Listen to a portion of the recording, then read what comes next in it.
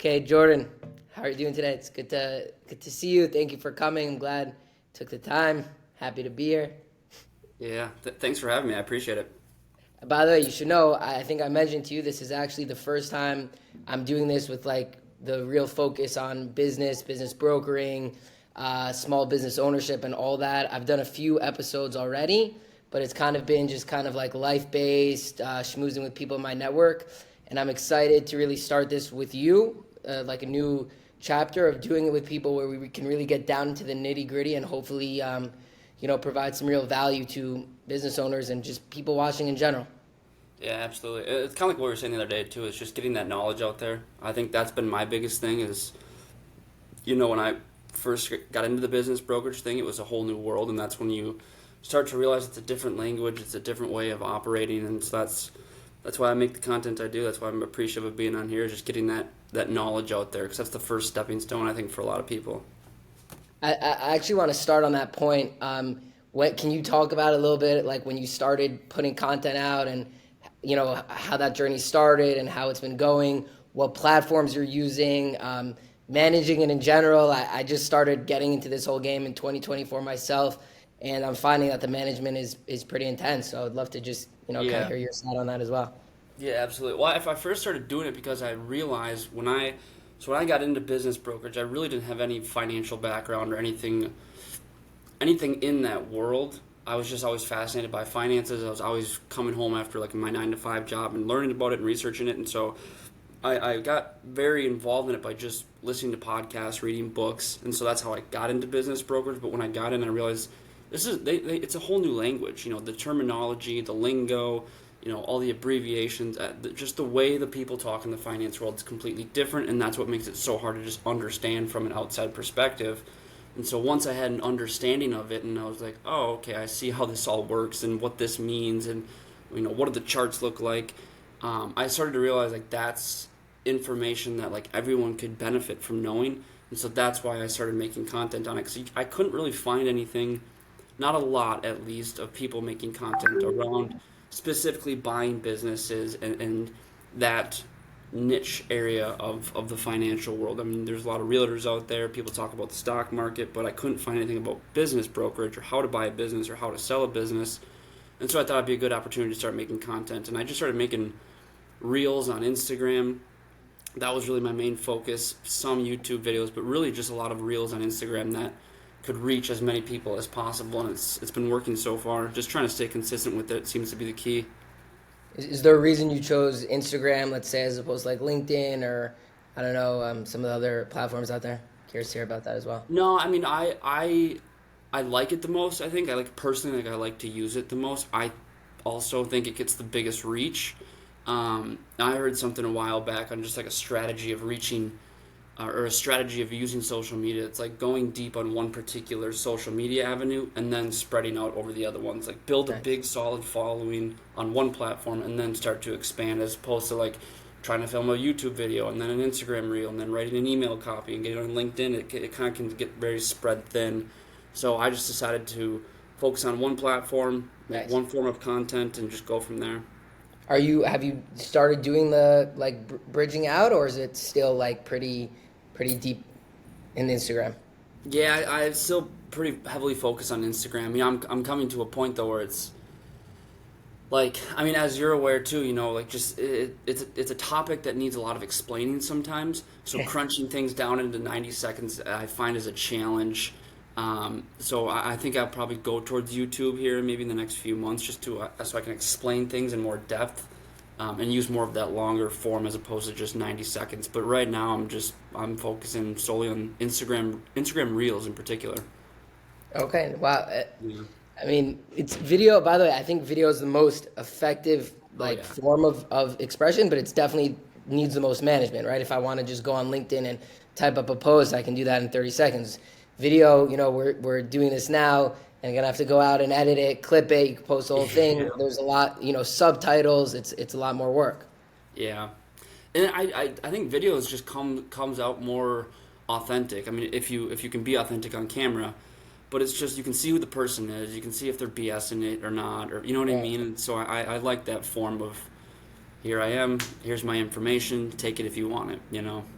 Yeah, I think also in like the service industry, brokering, whether it's loans or businesses, you want to know who you're working with. So video definitely gives you more sense of 100%, face to the name 100%. and that whole thing. Mm-hmm. Yeah, that's exactly So it. I wanted to ask also, you said like you had a 9 to 5 and then you were learning about this and that's how you got into business brokering. So like what were you doing before and I guess kind of like what made you want to take the switch? Yeah, I mean, I was doing for several years. After I dropped out of college, I went and worked on a warehouse, drove a forklift at like a logistics company, a shipping, the big truckers.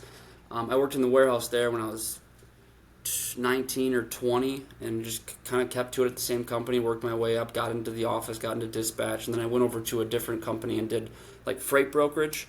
So it was essentially like the middleman. If someone needed to get, you know, a pallet of boxes to Walmart from St. Paul, Minnesota down to Tampa, Florida, they'd call me. I'd go find the cheapest route, maybe the fastest route of getting it there for the customer. So I did freight brokerage for a while.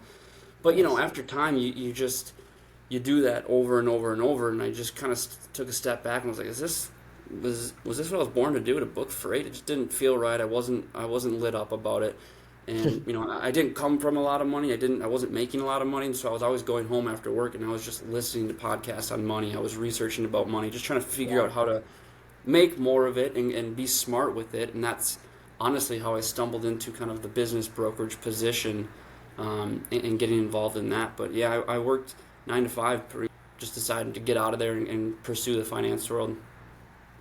Wow. So I'm again like you're probably listening to a lot of different things. Is there any way that you specifically got into business brokerage as opposed to like you said stocks or real estate or I'm sure there's a lot of topics that you were listening to and kind of what attracted you specifically to business brokering.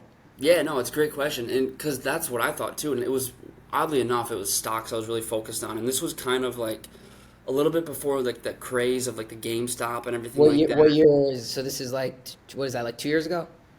Yeah, 3 years ago?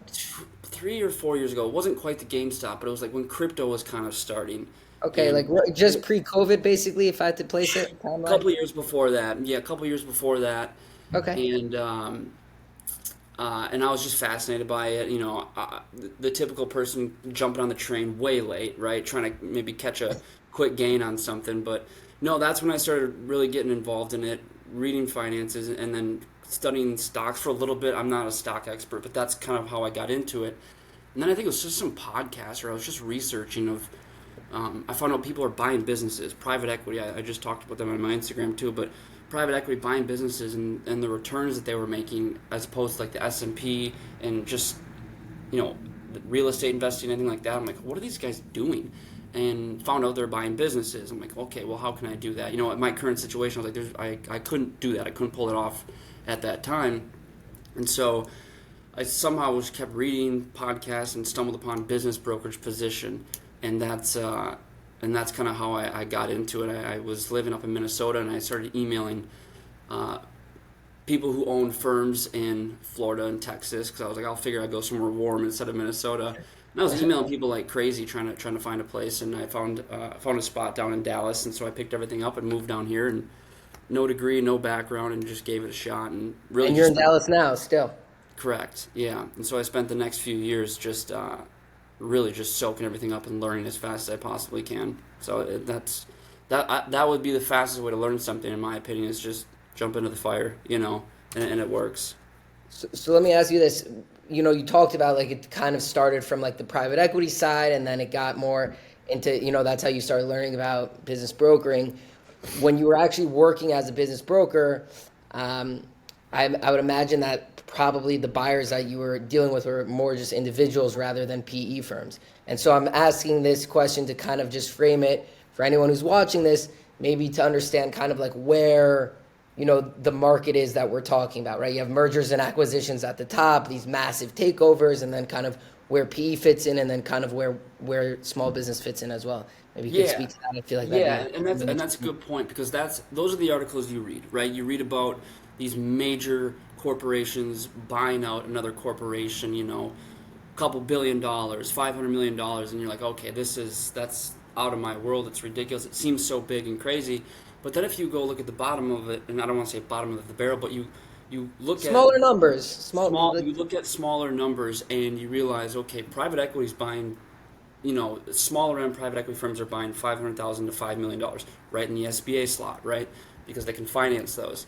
But then you can also look at that an individual can do the exact same thing. Is it harder? Yeah, because you're not backed with all that liquidity, but you can still do the exact same thing. And so the buyers that I was working with, it was mainly all individuals. I mean, there were private equity firms that would come along and maybe they focus specifically on an industry. If they were heavy HVAC private equity firms, anytime there was an HVAC listing, like, a handful of private equity firms would jump onto it. But then you'd get the individuals of people Hold who on, owned an Jordan. HVAC. You cut out like there was a pause in the thing. So if you want to just go back maybe like 30 seconds, it was like freezing in and out. Yeah, no worries. 'Cause really, what I was just kind of touching on was like the different sizes of deals out there, right? Like I was mentioning earlier about the larger corporations, and that I think you see these on the headlines or you read them in Wall Street Journal. Major company buys another major company, $500 million, and that's what scares people, I think. But if you go down and look at the smaller numbers, like you had said, there are smaller private equity firms that are buying HVAC companies. Like if we had an HVAC company listing, there'd be private equity firms that would come in because they solely focus on that, right? Anywhere from like 500,000 to 5 million, it fits the SBA slot. But then there's also the individuals who, let's say they own an HVAC company in the same area and they want to just start expanding, right? And that's something that they can easily accomplish. Or an individual on their own, just some entrepreneur who's maybe flush with some cash and they understand the industry a little bit, or they've got a friend who's been working in the industry for a while and that friend doesn't want to work for somebody anymore, and maybe they want to work together and they go out and look for maybe an HVAC company in their community. They pool their funds together and they go get that loan and acquire the business, and now they're both running this business. And so I saw that a lot too, and that's the thing. That's why I make the content, is because there are a lot of individual buyers, and when I say individual, I just mean like your average person out there who doesn't have a big backing of private equity, or they're not buying it with their current business that they have. It's just they've got funds, they've got ambition, and they want to go pursue an industry and buy the business and use their skill set or their expertise to grow it, right? I mean, if you've got like a marketing background and you see somebody who owns a plumbing company in your neighborhood, and he's in his 60s and he's getting ready to retire and he has no kids to hand it off to, and he's going to close the doors. I saw this all the time. He's going to close the doors, and you're looking at that going, well, he doesn't have a website, he doesn't do any marketing, but he's got a great customer base, great clients. Everyone in the area or everyone in the neighborhood goes to him because he's been in the area for so long. He's a trusted business and they get the job done. And you look at it, you build that relationship with the current owner and say, look, if you're getting ready to retire, I'll buy this from you. I'm going to bring my marketing expertise into this as well. I'm going to make social media accounts. I'm going to make a website, and we're really going to get the name out there. And you could just continue growth doing it that way, because you're already taking a business that's been crushing it for 20 years. There's no startup headaches. There's none of that involved. This business is established. It's been through the ups and downs, and it produces positive cash flow. So if you can get in and buy something like that, I mean, that's a great ticket into the game. So I want to ask about that in a minute, but just as an aside, had you, in your experience business brokering, did you ever sell to PE firms, or was it always just individuals? I think there was one we did to a PE firm, but surprisingly, it was all mainly individuals, but more so strategic buyers. And what I mean by that is somebody who owns a company and they go buy a company in their same industry, right? If you own a trucking company, that was one. You own a trucking company, pretty successful trucking company, and went out and acquired another trucking company. That would be a strategic buyer buying within the industry. So it was a lot of that. It was mainly a lot of that what I saw. It's Then like you get expansion type of situations. 100%. But I see the individuals all the time, right? Coming in and buying something that they wanted to give a shot and continue growth, and they had a good business background or a good background in that industry. Okay, so I wanted to now go back to something you had just mentioned, which is, right, take this 20-something, 30-something guy. Maybe he didn't go to college, but he still knows a lot about marketing, and he's watching this and he's thinking, okay, I would love to, that sounds great. I'd love to take over an HVAC company or a plumbing company in my neighborhood that's cash flow positive, that's making money, and, how can I, and this guy, whatever, he's just working on referrals, and I can really come in and use some of these more, digital online skills to really up the business. So you talked a lot about the advantages of that. Could you speak a little bit to, I guess, the barriers to entry, the challenges for someone who's watching this and they're thinking to themselves, okay, this all sounds great. What's the catch, right? Or where am I gonna run into some issues, right? Can I just walk in Yeah. today and go buy that guy's business? So kind of, I Yeah. guess, what are the key challenges, right? That's really what I think everyone, that's at least what I'm interested to hear about. Yeah, and that's usually the biggest question is like, okay, great, how do I do this? Like, I don't have millions of dollars, and that's the thing is you don't need millions of dollars, right? I think the biggest thing, just from seeing from my own experience and what I saw, and if you're gonna go get something financed, if you're gonna go through the SBA and work with someone like yourself, right? You know that you're gonna need a down payment of some sort, right? And so usually it's in that 10 to 12% down. You're going to need some liquidity after that because the bank's going to want to see that. So you're going to need a chunk of cash, right? And do you need $1 million? No. But if you can look at something that you want to buy, look at the purchase price and take 10% of that, and you're probably going to need 10% cash, right? If you have friends or family that would want to invest, maybe you have someone that's a family member or a friend that has enough cash and wanted to be like a 10% investor into the business and maybe use that as the down payment and you carry the loan. That is an avenue that you could take if you didn't have a whole chunk of money sitting in there. Obviously, the credit score would have to be there. And then another thing too is you do have to have some knowledge of the industry. You do need to know. Like, I wouldn't go into like the oil rigging business because I don't have a clue about it, right? And they'd be like, well, how the hell are you going to grow this business? I'm like, I have no idea, honestly. But if I Right. had Marketing friends, is, only part of the piece. You're gonna have to know a little bit. yeah, exactly. But if you know somebody, then you could bring them on as the operator, and you both could go pursue this together. And that's the thing, and that's I think what is the big importance of having operators, knowing people who can run businesses for you, bringing them on board, and you incentivize them, or you guys do it together, you split it or whatever. But I think the biggest things that you would need to have in order to go pursue it is you do need some liquidity, you do need to have a decent credit score, and you have to have some knowledge of the experience. And if you don't, you have to know somebody who does have some knowledge. Unless the deal is small enough, right? I mean, if you had marketing, like you said, and you found some marketing business online that was selling for 75K or something like that, that's something you could probably get your foot in the door, right? And there's always, people always want to do seller financing, and sometimes it's hard to get both parties to agree on that. But if you can, I know somebody who would call, I don't know if I want to say the industry, but they would call a certain industry and they'd call these owners up or email them and just ask if they wanted to sell. And these, people were typically at retirement age, and they had no idea they could do that. They're like, well, I'm getting ready to retire, I'm closing the doors, and this person would offer to buy the business if they would sell or finance for them because financially they weren't in the position. 100% seller financing.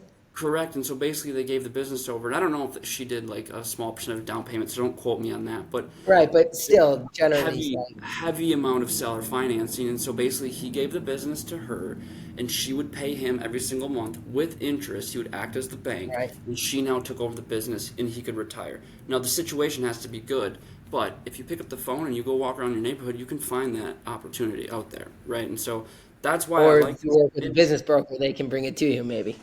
Exactly, and that's why I like this industry because it's not set in stone. This is how you have. These are the requirements you have to buy a business. It's like you can wiggle around and find creative ways of getting a deal done as long as both parties agree to it. You can get something done, which is really cool.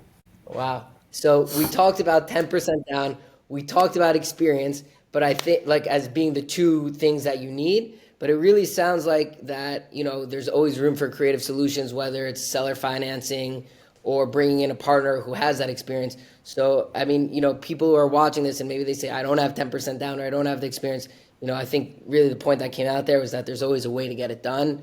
I mean, not always, but I mean, there's ways to be creative and try and get it done.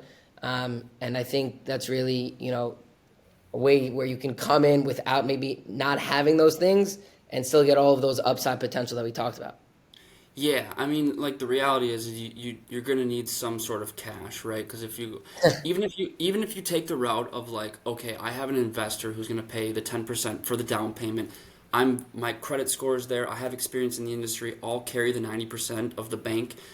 even if that's the case and that's all great, you're still going to need, liquidity after, or working capital after the transaction to keep the Right. business running. You're going to Good have point. attorney fees. You're going to have closing costs. So there's going to be a few extra $1,000 going to be racking up. So you can't have $1,000 in your bank account and go do this. It'll be very difficult unless you have someone who's going to completely, handle the financials of everything.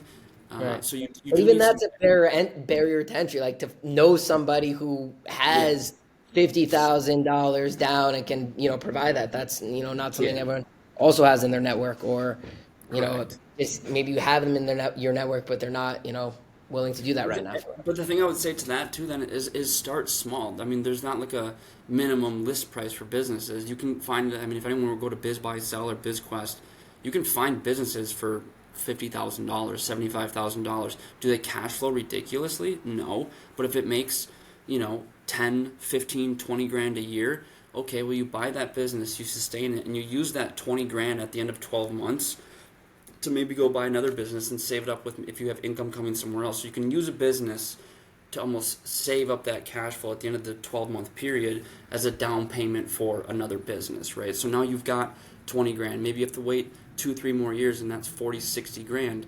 If you've got 60 grand, you can go buy a $600,000 business. And now we're looking at six-figure numbers cash flow for the year. And that's how you can kind of use something small and start stepping your way into that game of buying businesses. Yeah, it's actually, I was just talking with someone about this yesterday, where they were basically saying that model works. So if people are wondering like what the rate of expansion is, it's really kind of like a 12-month timeline. So you would buy your first business, and you would hopefully increase the profitability, increase the Mm-hmm. cash flow, so that you can show at the end of the 12-month period that you're doing a good job operating it, right? You're not just coming in and managing it, but you're actually improving the situation. Yeah. And then after you show 12 months of doing that, and you have, a tax return, like a new tax return with you as the owner, then that's the point where you can literally go and the next business that you want to buy, it's not really like what's considered a projection based deal. It's now an expansion deal, right? And so you can literally 100%. go and you can buy that second business at 0% down, because it's being calculated against the debt service is going to be calculated against the profitability and the cash flow of your existing business. A 100%. Yeah, and another thing too on that is that because like everyone, I get a lot of people reaching out to me asking for like, hey, I'm looking for a passive business. I don't want to be involved in it at all. And again, like There's no such thing. I will tell you right now, get out of here.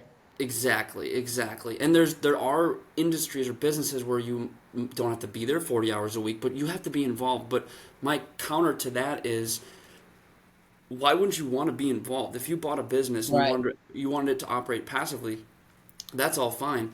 Or what if you just put all of your attention on it and saying, I'm going to grow this business by 10%, by 15%, by 20% every single year. And then in 5 years, I'm going to exit at a much higher price with a much higher multiple. And you Right. can exit and you can use all that liquidity after you've sold that asset and go buy something that maybe has an operator, and now you can be a little bit more passive with it, right? If you've got a business that has actual like 6 to 10 employees and a good operator and a good manager and good department heads, now you can kind of maybe take a step back because they've been in the business for several years, but you need to use a stepping stone business to get there. And so if you're going to use a stepping stone business as a passive investment, I would argue, or I would urge you to look at it from a different perspective and say, treat it like your baby and grow that thing 20% and then exit in a few years and then use that money to go buy a more passive If you business. want something passive, I say stay in your 9 to 5. Like the whole Yeah, idea of exactly. buying a business is to be active and to be in it. And I think like there's more lifestyle freedom when owning a business. So even if you're working, 40 hours or even more than 40 hours, there's still a certain, let's say a person owns a business and they're working 50, 60 hours a week. I still think that there's a certain lifestyle freedom that you don't have when you're working a 9 to 5. So at the end of the day, it's not like you have a boss, you're clocking in, or there's an expectation and you need to be there. If you need to go and pick up your kid, or you want to go watch them do this thing, or you want to go out with your wife to celebrate an occasion, there's just a lot more flexibility. And so I Hmm. think the advantage is not like, oh, you're gonna work less, but I think the advantage is like you're in control. So like you can be an adult and make those decisions and make those trade-offs and say, okay, maybe I won't, go to work today, and I understand the financial implications of that. But at least no one can tell you not to, right? Like it's not Correct. like you have to pretend you're sick and call into your boss, or they're wondering where you are. And you know, I think that's really where the advantage in that lies. 100%. Yeah, and that's what it is too. It's not so much passive. You're gonna have to work more, but you're working on what you want to work on. You're working on something that you are trying to grow, and you are gonna directly profit from your work, right? Instead of clocking in and not enjoying the work you're doing, that's not fun work. But if you're looking to do, buy a business and work on that, well, that's fun work because you are now essentially growing your future and you're in control of it. You call the shots, right? And again, you can't really be passive, but you get to be in control. And I think that's what a lot of people are looking for. Yeah, and I was thinking about it also. Like, for sure, each business maybe has its cap in terms of, how much money you can make at it. But again, going back, I think it was for people like in that more ambitious mindset. I think with that model, like of that 12-month model that we discussed, you can really go out and start expanding. And maybe it's not literally building a franchise, but it's building sort of like a whole conglomerate of Mhm. businesses that you're running. And if you're good at it, you can just keep expanding and growing, every year, and it gets easier. And as you pointed out, it becomes more passive over time. 100%. Yeah, you become a little bit more removed, and that was something that we saw a lot, and that's the private equity playbook, right? Is they Right? They literally. That's a good point. Yeah, So good point. they'll find a business and they call it a platform business, and it's like their main home base. This is where we're starting, right? If we find, a fencing business or something, people that put up fences for residential or commercial areas, they find a fencing business in Dallas, Texas, and they bring the team on to help grow the business. And then they go find one in Fort Worth, and then they go find one down in Austin and Houston. They start expanding and rolling them up into the platform company. And so now they're expanding their geographical reach, and they're just using this cookie cutter process and this SOP process that worked on the first location, and they're just putting it in place in all these other locations and expanding that way. So when they come in and buy the businesses, they actually have a system that they like. Let's say it's fencing, as in your example. They had, if that's their niche, once they buy the business, you're saying they have a system that they put in place to increase the profitability. Yeah, a lot of these private equity firms, they've got people who know the industry, and so some of the bigger ones, I honestly I don't know how they operate. I think they just go out and buy as much as they can because they've got so much liquidity. But I know the private equity firms that I dealt with, they were usually very focused in on a specific industry. So, example for HVAC was the big one. They all were involved in HVAC, but those home service businesses, that's what they all like, and so they would go after that, and they would have a team of people who would essentially know how to grow the business, right? And they would take a look at it and go, okay, we can fix this, we can remove this, we can put this here. All right, let's take this operating procedure, let's put it in place on this location after they just buy it. And then just like clockwork, it's at 10%, 15% growth every single year. And then they just move on and do that with every single location. It's wild. They're very good at what they're doing. Yeah, man. Honestly, I'm thinking now I should start a private equity firm.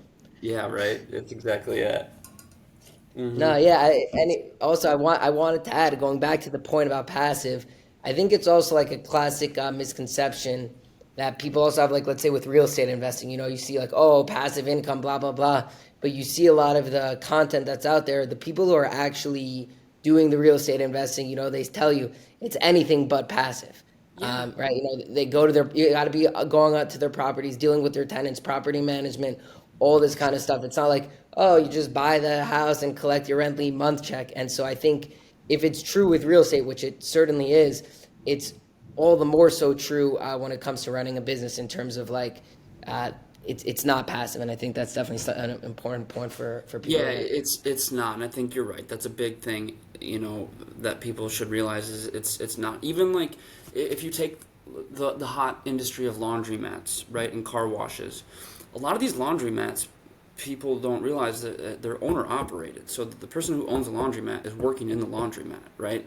And so if you want to buy it, you either are going to have to hire someone to run the laundromat for you, which is going to take a chunk of your cash flow out pretty Full time significantly. salary, like, and someone you want to do a good job, you have to pay a lot. 100%. Or you're going to go in there and work on it. And if you find an operator, even if you do, and 3 washing machines break or something like that, who are they calling? They're calling you, so you're not passive. Like you're involved in the business. And again, I just go back to, I wouldn't want to be passive. I mean, do I want to work 40 hours a week in every single business? No, but you want to pay attention to it. You want to have your thumb on the pulse of what's going on because you want that thing to grow. That's the whole objective. So I would want to be involved, and I would hope everyone else would want to be involved also.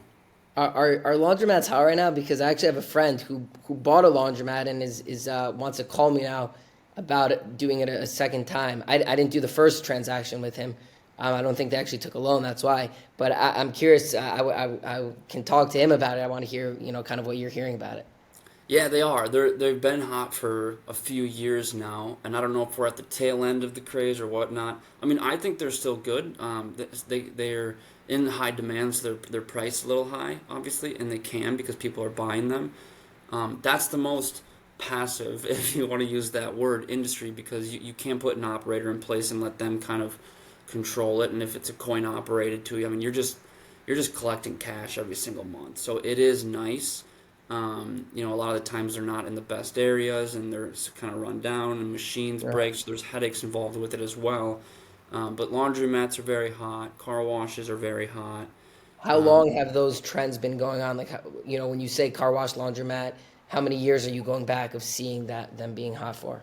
I would say like 3 years, 3, 4 years, I think is when this kind of started getting hot. I mean, if you look at least here in Texas, like a lot of car washes, and if you look at them, like they're like big now, big name brands, big fancy automatic That are buying drive-throughs. up the individual ones? No, the actual car wash. Like if you go to a car wash anywhere around here, it's like subscriptions. They've got vacuums. They're like big, huge facilities, and that's Got it. private equity. That's what they're doing. They're buying these car washes and they're building them into these beasts, and they're just multiplying them. And they're cash cows. They're bringing in a lot of money, and so that's where I think the craze came from. But they're being eaten up by private equity, more so the car washes and laundromats. But that started a while back, and they've been very successful at it. And if you, again, like if you say, if you go drive around and look at these car washes, they're huge, they're awesome, they're packed. They've got great pricing and subscription models and automations, and that was done by private equity, and for a lot of them. And I think that's where people started realizing, like, dang, these make money. How do I get in? And now you're looking at the prices of some of these, and you're like, oh shoot, like, these got high. And so that all started a while back. I think it's still hot. I think they're still good if you can find the right one. But I would always point people in the direction of home services. What's never going to go away that you can kind of get in on. Can you expand on that a little bit? When you say home Yeah. services, what does that mean exactly?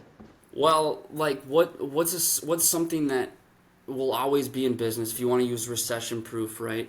I mean, if your toilet goes out, I mean, unless you know how to fix it, not almost every person knows how to fix it, so they're calling a plumber, they're calling HVAC people. I personally do not.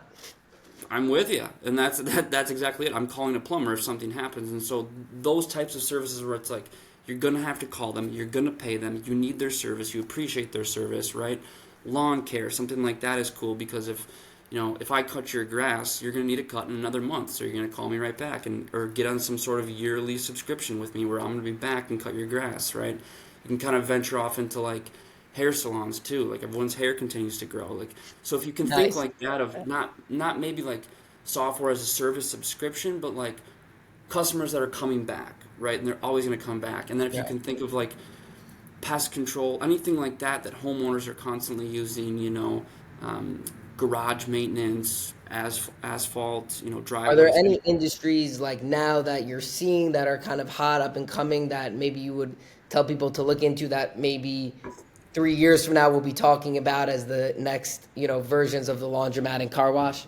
Yeah, that's a great question. Not so much in like the laundromat car wash where you can kind of take a little bit of a back seat, but the home service industry. And I had posted something the other day actually on my Instagram of the top industries that private equity is investing their money in. And over the past, I don't know, however many years, they've put more money into the services industry than any other industry other than tech and anything like that. It was services. So the plumbing, the I saw this HVAC. post, by the way.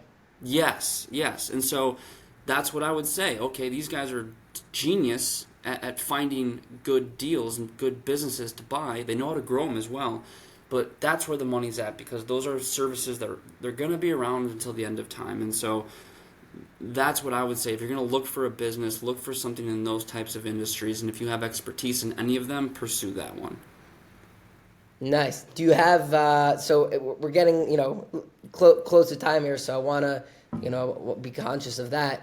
Do you have any, like good stories maybe of, people that you kept in touch with after they bought the business, and, just success stories, or just like, anything along the way that you just think would be cool to Yeah. share?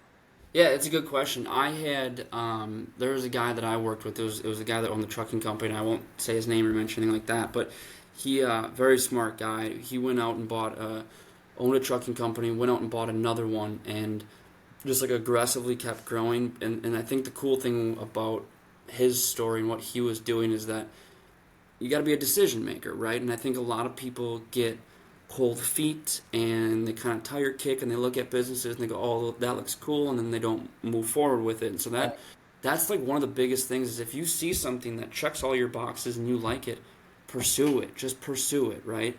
And if you need other pairs of eyes to look at it to make sure you're not missing anything, do it. Pay that person. Have them look over the deal for you. But that was a really cool success story, because he bought the company, continued to grow it, looking for more, kept growing, and it's just because he was a good decision maker. He was a smart guy. He knew what he was looking for. He understood the industry. So getting approval with SBAs was very easy. And Nice. he was just kicking ass doing it. It was really cool to watch. And so I think the takeaway from that is, you have to be decisive if you see something you like. I like that. About that, I remembered another question I wanted to ask you, actually, and you touched on it a little bit earlier now, and I actually saw it on one of your posts also on Instagram. So you were talking in the post. One second, it just looks like you're freezing up, so I'll give it a I second. got you. Okay, yeah. You were talking in the post about okay, if a person goes on Biz Buy Sell, BizQuest, all these things, so you're kind of seeing the businesses that haven't sold for a while and are on the market for a long time. Maybe they're just overpriced, or there's issues with the business model, whatever it is. So let's say, people are watching this, I'm watching this, whatever it is. I'm thinking to myself, when I was watching that post, at least I'm thinking, okay, so, you mentioned going to a business broker. So, when you do that, is it that a business broker is giving you off-market deals? Like, kind of, how does it work if a person is interested in buying a business and they say to themselves, okay, like, I want to get a top of the barrel deal. Mm-hmm. And that can be a cheaper business, but it could be a business that's selling for 75, 50, 100K, but it's just a very good deal. Maybe it should be valued at more. So, kind of how do I get to those top of the barrel deals? Yeah. I would say the very first route that I think a lot of people don't take, but if you're ambitious enough and you want to take it, is putting together some sort of email scraping in your area for industries you like and businesses you like, and email owners directly. And one thing I would add to that is make sure you're emailing the business owner, and don't be emailing their front desk person or anything like that, because that's if you email an employee of the business accidentally, forget it. It's done, because now you just made it known that there's possibly a sale. So if you're looking for like first pickings, and you want to be the first one to look at everything, the best route is talking to the business owner directly and starting that conversation. That could be a simple cold email. Hey, I'm interested in buying your business. I'm in the area. I love your industry. I've been watching your business. I've been a customer of your business. Have you ever contemplated a potential sale? If you're free for a call, let me know. It's a very intriguing email a lot of the times. Some people tell you to F off, and they've got a broker or this or that. Some people have no idea. They're like, what do you mean sell my business? And that's when the conversation starts. And now you get first look at that business. And the other route would be, and not saying like, hey, put me on the top of your list, but you need to let them know what you're looking for. I'm looking for a fencing business in this radius, between this purchase price, this cash flow. I have people who can run it with me. I know what I want. This is what I want, Mr. Broker. He goes, okay, great. I don't have anything right now, but I'll keep you posted. And then stay in touch, because what will happen if you find the good brokers and the right people who have a lot of listings, not just one or two, but brokers who get a lot of business, they get a lot of clients. And if they know, like, oh, okay, like, this guy's looking for a fencing business in this area, and you're like, shit, I have somebody. They're going to call you up and say, hey, are you still looking for a business? And now you've got first look at it. So it's just building that relationship with the people in your area and letting them know exactly what you're looking for. And that one's tough because you can't really time it. It's just you have to wait for them to get a Right. good customer in. But once they get it in, like they're calling, if they've got your phone number and they remember you, they're going to call you right away because they want to sell the business. They don't want to list it and go through all that. They want to just call you and say, let's get this deal done and let's get my commission and get out of Right. here. You Right. know? First of all, I think that was great advice. Like for people who want top of the funnel deals, like you basically saying go and get it yourself. Like go off market, hunt it Yep. yourself, find the business. Like that's how you're gonna get the best deal is hmm if you actually put in the time to do it. If you just go on BizQuest, so obviously it's not as good. It's just as anything in life, right? Like the more you Everything. work for it, the more time you put into it, the better quality it's gonna be. If you just instant gratification, boom, here's the business listed. It's the Exactly. quality is going to be, the pain is equal, the gain is equal to the pain, as they say. Yeah, and one last thing too is if you wanted to, if you had the money to do it, you could pay a broker, you can pay them a monthly fee, and they'll go out and do that for you, right? That was something that I did is that I would go out and I would just cold call people, I would email people, I would try and drum up those conversations until someone said, "What do you mean?" I'm like, "Well, I got a client who's very interested in buying a business just like yours. Would you want to entertain this?" And so, if you had the money and you want to do it, go find a broker in your area and say, "I'm a buyer. I want this industry. I'm going to pay you a monthly fee. Go out and find me that business, preferably off market." And And if not you don't all of have them. that money, you could do the cold calling yourself. Exactly, exactly. You just pick up the phone or start typing away, and you just keep doing it every single day until someone's like, "Okay, I'll talk to you," and that's But how you do it. I think so. Wanted to ask. I assume most business brokers don't work like in that structure of getting paid a monthly fee to be your agent actively seeking a deal for you. I would assume most of them, you pay on commission if a deal closes. Is that right? More so on the sell side. If you're selling a business, you almost like always will be represented by a broker, and they'll get a commission, a percentage of the deal once it's closed. Usually performance based. Some are monthly. On the buy side, it's a little more different, where it is more of a monthly retainer because they're going out and they're searching around for you. Every broker and every firm has different fee structures, but it's going to be tough to get a broker to go look around for you for free. And that's why I say just make it known what you're looking for. And if you're really aggressive, you can pay them, or you can save that couple $1,000s a month and go do it yourself. Interesting. So, I mean, is there a way though to just approach a broker, a business broker, and say, okay, I don't want to pay you a monthly fee. This is what I'm looking for. Do you have anything in your network as it is? Is Yeah, I that would just, yeah, 100, it's a can you great do question. that? Yeah, because it's a great question because I think that's what a lot of people are they don't want to call a broker because they don't want to get sucked into the sales pitch, and I completely get that. But if you just call them and say, "Hey, do you have any listings for this?" "No." "Okay.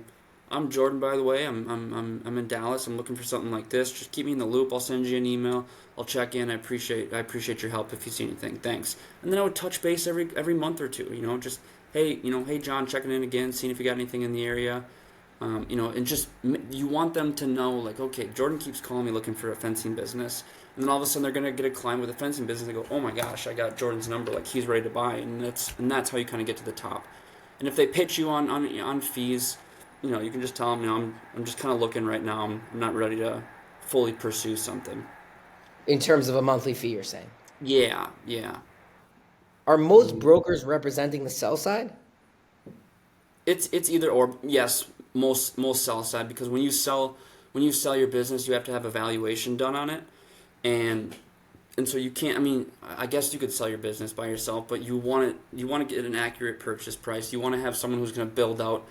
It's called a SIM packet, a confidential information memorandum packet. So you want to pay these guys. I mean, a good broker is worth his weight in gold, and so you want to pay these guys to fully represent you, get a valuation on your business, put together a marketing packet, list you on platforms, reach out to their networks. It's super, super beneficial to do that. Um, but it's like real estate, right? Well, I guess maybe it's a little bit different, but most brokers like to represent sell side because then they can go out, find a buyer, and they get a commission on that. There are brokers And that they get represent. paid from the seller side? Correct. Yeah, they'll get And in that situation, would the buyer have to pay the broker as well? no, no. I mean, you Nice. can. You can negotiate. The brokers can Standard, negotiate. let's say. But Let's say. a lot of the times it's in the contract with the seller of I'm going to represent you. We're going to be in a contract for 6 to 12 months. I'm going to do everything I can to sell this business. When we sell, I get this percentage of the purchase price at close, and that's Nice. typically Okay. how it's done. So Performance. if you're a buyer, potential borrower, if you find that business, you don't necessarily have to also count a broker fee into your closing costs. No, mm-mm. No. Nice. Wow. And the broker, are they the ones who do the appraisal on the business to say how much the valuation, how much it's worth? Yeah, some do, and there's third parties that do it, and it just depends on the size of the business. I mean, if you've got, Were you doing that yourself, like when you were in it, we or you did would it. get I a didn't third do it. party? Yeah, I didn't do it personally, but we did it in house, and so we would have an analyst. A lot of these firms have analysts that can drum up a valuation, and so we would do it in house. I think a lot of brokers do it in house, but there's also companies out there where you can just go get, like, if you own a business, you can just go get a valuation done on your business just to see where you're at. Um, but yeah, it's an important step of starting that process. You need to know the number on your business. Wow, it's so interesting. I'm just learning about this industry. I mean, because I'm thinking about it from the buy side, and I'm thinking, okay, if I'm a borrower or buyer and I want to go buy a business, how do I do that where I can get top of the barrel without having to pay a broker a monthly fee? It sounds like Mm. basically you're saying go do the work. I mean, if you want it bad enough, you want to go get a good deal, yeah, go do the work, and it can be not exhausting or a lot of work, but get an email scraper and go walk around your neighborhood, know what you're looking for, find a couple businesses, find the email address for the owner, send them a cold email, and I would just keep doing that every single day until you can start these conversations, and all of a sudden someone's going to go, this is very interesting, let me go get a broker and get a valuation on my business, and let's go from there, right? And so that would be the best route. And again, there's great deals on Biz Buy Sell and BizQuest, but there's probably going to be competition then for the business, so that you have to keep that in mind as well. Right. Okay. So either you're saying from the buy side, your two options are either do the work yourself or you're gonna have to pay a broker a monthly fee. Mm-hmm. Yeah. Okay. To find the businesses. Yep. Right. Okay. So let's. I think this is a good way to close it. Let me ask you this. You have a lot of experience in the industry. Let's say now Jordan's going out. You're looking to buy business. Let's say. What are you looking for? What are kind of the things you're looking for? I guess let's start with that. I would love to Yeah. just kind of put you in the seat of that potential buyer, potential borrower, and kind of just pick your brain and hear how you would approach it and look at it and come at it. I would love to just hear a little bit about that. Yeah. Great, and it's a great question. And this kind of contradicts everything I've just said, but I would not go out and look for specific industries. I'd look for safe industries. I don't like the restaurant industry just because it looks like headaches and the margins aren't good. But I'm not looking for specific industries. I'm going to be looking for a certain amount of cash flow, like 100,000 in cash flow a year, which means that all the money coming in and the money going out, the difference is $100,000, whether that's seller's salary or not. But I'm looking for cash flow. I'm looking for the last 3 years, their P&L. This is usually comes after signing the NDA. I want to look at their P&L and L and their tax returns and see that they've grown for the past 3 years. They haven't taken any dips, and if they have, I want to know what the reason for that dip was, because I don't want to come in and rescue a business. So I'm looking for a good, established, growing business. I'm looking plus years, so I know that they're at least got some things situated and they've been through some ups and downs. And then I'm looking for, if it's a little bit bigger business, a good organizational chart. If there's that key employee there and you talk to them and said, hey, I want to kind of bring you up to more of the management role, and you incentivize them or however you need to do that, right? And have them be the operator for your business and go, look, I don't understand this as much as you. You've been here for 10 years. You know this business. Can I have you be the operator and you kind of oversee things? We'll do this together, but I'm going to have you kind of run this business, and I'll be on the backside watching the financials and seeing how we can continue to grow it. And then the last thing, I'm looking for an opportunity where I could bring growth to the business, right? I think people will find out that a lot of these businesses don't have websites. A lot of these businesses don't have Instagrams. And I know it sounds corny, but it's like Instagram brings in a lot of business. Yeah. They don't have social media or cold emailing or email marketing. So, if you're a young guy in your 20s and 30s, a guy or gal in your 20s and 30s, and you understand the online world, bring that expertise into a business that has no website, right? Get the name out there, and just that alone could maybe increase sales 1 to 5%, right? And so that's the goal. You're trying to bring something that you have that they don't have to the deal. And so I look for those boxes as more so than I'm looking for a specific. I'm looking for construction industry. Unless I had a background in construction, I would look for construction. But I'm looking for certain boxes to be checked than I am for a certain industry. And I'm open Those to are some good boxes. We yeah, and had I'm a open to pretty much anything. 100K in profitability, growth, year over year growth, right? Not stagnating. Looking at the financials, looking inside the financials, having a key employee there who you think can also like help from an operational standpoint.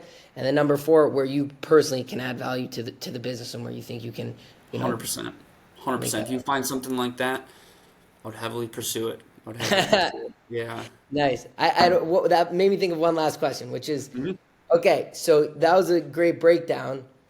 But let's say, just let's use a random example again, a nice home services plumbing, right? So someone looks at that and they say, okay, I found a plumbing business, 100K, they're doing 100K profit. They've been growing. They've got a good a good operator employee who can run things operationally. And I think I can come in and really start helping them with online and digital marketing. Okay, that's great. My question for you is, why, that person might be asking themselves, well, why not just start my own plumbing business, right? And then that way I don't have to take out a loan. I don't have to put it 10% down. I'm not going to have to pay back the loan with the interest. I'm not going to have to take out any debt and whatever. And I'll just start my plumbing business. I already know how to make a website. I know about Instagram. I know online and digital marketing. Why not do that? So just want to get your thoughts on that as well. Yeah, and that's a question I get a lot too. And you can go for it, right? You can. But yeah, yeah, you can go for it. I guess what I would say to that, I mean, unless you have like very good background on plumbing, you're like, no, I know exactly how to start this up. I got my buddy Joe, I got buddy John over here. We're gonna come together. Like, let's get this thing rolling. That's great. But if not, I mean, when you start up a business, you're gonna have to wear every single hat. You're the salesperson, right? You're the person going out to the job sites. You're answering the phone. Like, you're doing everything. You're wearing all the hats. So you're gonna be working constantly. You're gonna be working through some kinks. The money's not gonna be coming in right away. And then if you just look at like the statistics of starting businesses, I mean, I don't want to quote any statistics, but they're very high number of small businesses that fail in the first year, in the first 5 years, and there's a very slim amount of businesses that make it to that 10-year mark. So if there's a business that's in plumbing and it's 11 years old, that's a very successful plumbing business. Why not go buy a very successful plumbing business and continue to grow it, right? If you don't have the money, then that's when you go out and find investors or bring other people on board. But starting a business, I think, is great and it's fine, but it's very challenging to get to that 10-year mark, and it's very stressful, and it comes with a lot of headaches to initially start that up. And so I just look at it from like, well, here's an absolute winner of a business. Like, let me deal with the headaches of trying to figure out how to acquire it. So once I acquire it, I'm in a great position, as opposed to let me Right. deal with the headaches and starting something up and working through that for the next 10 years. You No, know? I love that answer, and I think that the part that really resonated, and I think it's important for people to understand that you brought out nicely, is that when you're starting a business, you're the administrator. You're the administrator. You're in charge of accounting. You're in charge of marketing. You're in charge of sales. You're in charge of hiring. You're in charge of like tracking your expenses. You're in charge of literally everything, and client management, right? CRM, all these different things, getting new All of clients, it. managing your existing base, everything, and a million things that we're not even thinking about. And when you buy a business that's already running and chugging along and churning and growing, I would say that it's like you're taking one role, which is like Yes. owner and operator role, and obviously you have to do a lot, but it's a very different from like having to be in charge of everything full time, which is when it's a startup, you have to take ownership of all these things and create them from the ground up. Versus when you buy a business, marketing is in place, sales is in place, customer management is in place. your job is how to optimize, how to Yes. improve, how to grow these systems. And that's kind of like a job in and of itself. And so I think, for people who kind of whatever, if you want to do a startup, it's more about a specific idea or concept that you're really passionate about. Yep. And like that's just your life, that's your calling, and then you can do everything, you can wear all the hats. And I think when people talk about buying a business, you have to think about it from that perspective of like it's a specific skill set, almost like owning and running a business, and it's kind of like a job. As we talked about, there's a lot of advantages and there's a lot of freedom, and it's better than a 9 to 5 in many ways. But in terms of the functionality, your job is really more, as you said a few times, as an overseer, as a manager, as an optimizer, and as an improver. And that's Mm-hmm. really the attitude that I think, if you think that that's your skill set, if you think that's something you'd be good at, then maybe buying a business is good for you. And I'm sure a lot of people listen to that and they're like, oh, I would do that and whatever, I'd be good at it. And that's where then we come back to, okay, well, the barrier to entry is the down payment. But you know Mm-hmm. what? In the corporate world, that's also like a role, right? That's like being a C-suite exec. And it's like, well, the barrier to entry there is you have to work at the company for 10 to 15 years. You have to Right. climb the corporate ladder. So yes, I think a lot of people have that skill set, and a lot of people are good at that or can get good at that or interested. It's like a fun, exciting role to play. And there is a barrier to entry. Either you're going to have to climb a corporate ladder, which can take 10, 15, 20 years before you're in an upper level management position to be doing those kinds of decisions, because no one's hiring a college grad and putting them in that position. Or the other way is if you want to get there quicker, so then you can find a way to buy a business and put yourself in that situation and start growing at a much earlier stage and expanding. And as we've talked about with that 12-month model, 10, 15, 20 years down the line, I think, you're in a much more grand and exciting place than maybe having just kind of climbed slowly. Yeah, that was perfectly said. Like perfectly said. And that's exactly it. I mean, you pick your headache, right? I mean, because it's not, you're not skipping through a field of flowers. It's difficult. It's challenging taking both routes, and so you pick your headache. Do you want the headache of? And I don't mean to speak on it in a negative term or negative tone, but it's a difficult task. It's a big risk, and it's a big challenge you're going to take on to start up a business. And so is buying a business. It's a big risk. It's a lot of headaches, and it's very challenging.